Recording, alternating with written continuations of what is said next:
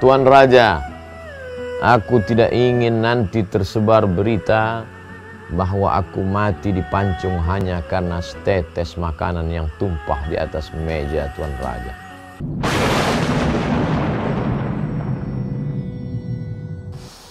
Dulu dunia ini dikuasai oleh dua blok yang besar. Yang pertama Roma. Makanya dalam Al-Quran ada satu surah Rom. Yang kedua Ghulibatur Rom. Bangsa Roma pernah dikalahkan. Siapa yang mengalahkan Roma? Itulah dia Faris, Persia. Blok barat Roma, blok timur Persia. Raja-raja Persia terkenal dengan ganas, kejam, dan ketika itu terjadilah sebuah eksiden.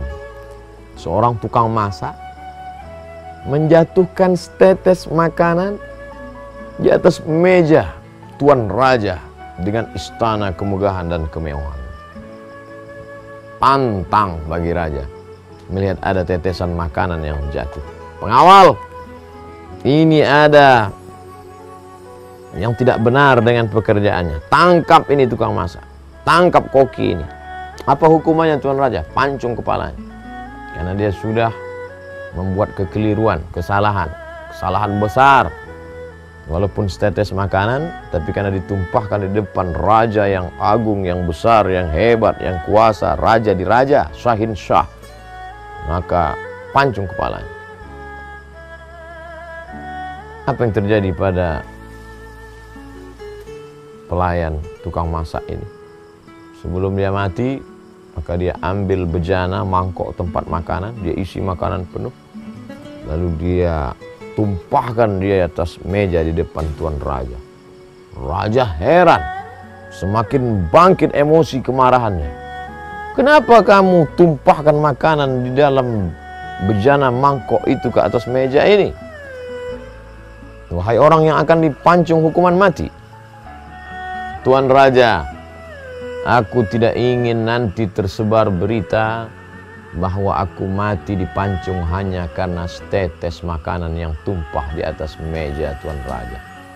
Lalu, aku ingin agar orang tahu aku dipancung karena menumpahkan makanan satu bejana, satu baskom besar.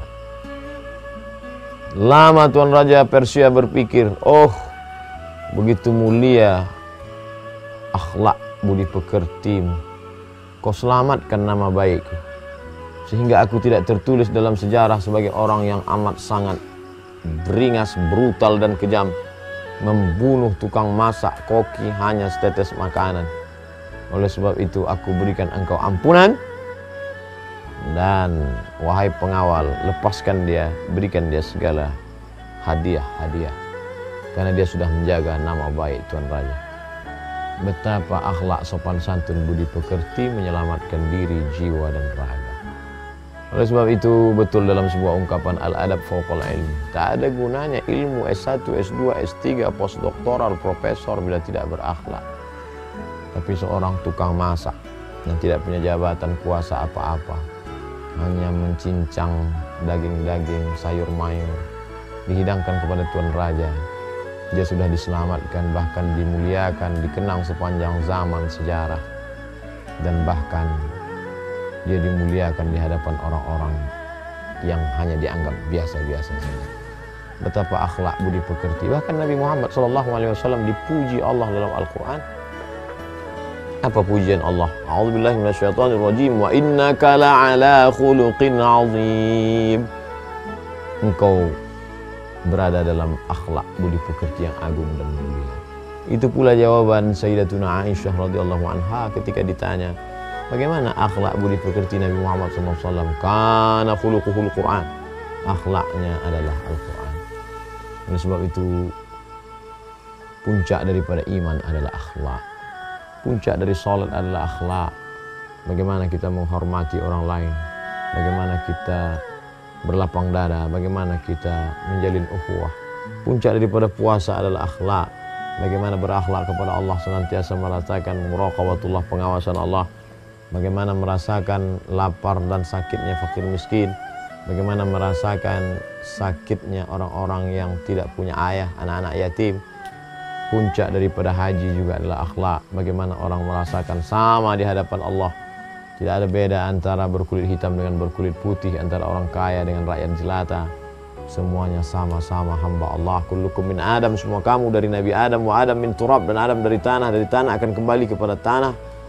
Dan itulah puncak daripada penilaian Allah kepada seorang hamba. Yang akan dinilai adalah akhlak. Ketika ada orang yang ya'ti yaumil qiyamati bi salatin, menghadap Allah Subhanahu wa taala dengan salat yang banyak, salat tahajud, salat witir, salat duha, salat hajat, salat tahiyatul masjid, salat qabliyah, salat ba'diyah, salat wajib, salat sunat. Wa siyamin, dia juga membawa puasa Senin Kamis, puasa Ayyamul Baid 13, 14, 15, puasa Asyura 10, 9, 10, 11 Muharram. Puasa 6 hari di bulan Syawal.